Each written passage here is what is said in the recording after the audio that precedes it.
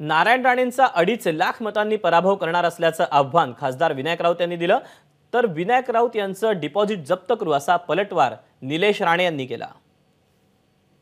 भाई, तुमच्या समोर नारायण राणेंचं आव्हान भाजपनं उभं केलेलं आहे, प्रतिक्रिया कशी असणार आहे? मी म्हटलं की मला देव पावला आणि त्या व्यतिरिक्त ह्यावर मला दुसरी प्रतिक्रिया द्यायचीच नाही। देव पावला म्हणजे पावलाच। 2.5 लाखाच्या मताधिक्यामध्ये कमी नाही, उलट आणखी 50,000 वाढतील हे नाव आल्यानंतर। शिवसेना पक्षप्रमुखांनी उदय सामंतांना घातलेला रेड कार्पेट आणि भाजपामध्ये गेल्यानंतर उदय सामंतांचे वाजवलेले 12 हे त्यांनी ओळखून पुढचं मार्गक्रमण करावं। 10 वर्षापासून या खासदारांनी काहीच केलेलं नाही।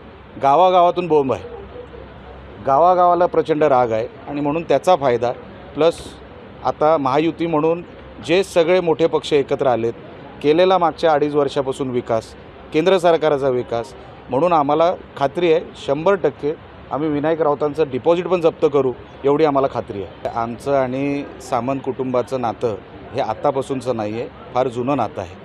सामंत कुटुंब किंवा सामंत फॅमिली ते सक्षम आहेत ह्या सगळ्या गोष्टी हँडल करायला।